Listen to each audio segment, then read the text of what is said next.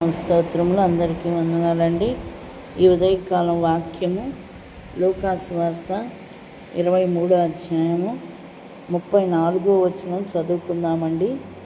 యేసు, తండ్రి, వీరేమి చేయుచున్నారో వీరెరుగరు గనుక వీరిని క్షమించుమని చెప్పెను. హల్లెలూయా. స్తుతి స్తోత్రం, దేవునికే మహిమ.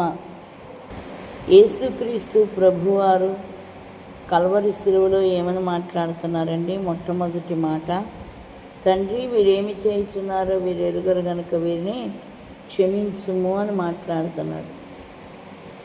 యేసుక్రీస్తు ప్రభువారు కల్వరి శిలువలో ఆయనను హింస పెడుతున్నారు. ఒకటి తక్కువ 40 కొరడా దెబ్బలు కొట్టారు, ముళ్ళ కిరీటం పెట్టారు, బల్లెంతో పొడిచారు, చేతులకు కాళ్లకు మేకులు కొట్టారు.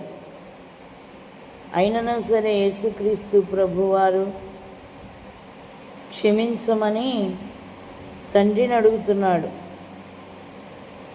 దేవాది దేవుణ్ణి అడుగుతున్నాడు. కుమారుడైన యేసుక్రీస్తు ప్రభువారు క్షమించు నాయనా అని ఉమ్మి వేశారు ఆయన మీద. నువ్వు రాజువా అని ఎగతాళి చేశారు. ఆయన వస్త్రములు పంచుకొనుచున్నారు, చీట్లు వేశారు, ఆయన వస్త్రాలు పంచుకుంటున్నారు. ఇవన్నీ యేసుక్రీస్తు ప్రభువారికి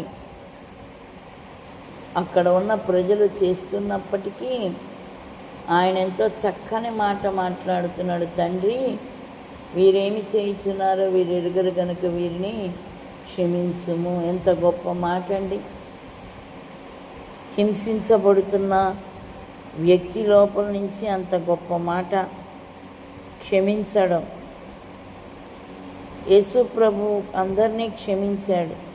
నిన్ను నన్ను కూడా ఆయన క్షమించాడు కనుకనే మన కొరకు ప్రాణం పెట్టి మరలా తిరిగి లేచిన దేవాది దేవునికి స్తోత్రాలు. హల్లెలూయా, హల్లెలూయా. మనం కూడా ఇతరులను క్షమించగలగాలి. మనల్ని దూషించే వారిని, మనల్ని ద్వేషించే వారిని కూడా మనము క్షమించగలగాలి. మనల్ని మోసం చేసిన వారిని సైతం మనము క్షమించగలగాలి. మనతో గొడవ పెట్టుకునే వారిని కూడా మనము క్షమించాలి. ఎందుకంటే మనము ఆరాధించే యేసుక్రీస్తు ప్రభువారు క్షమించాడు.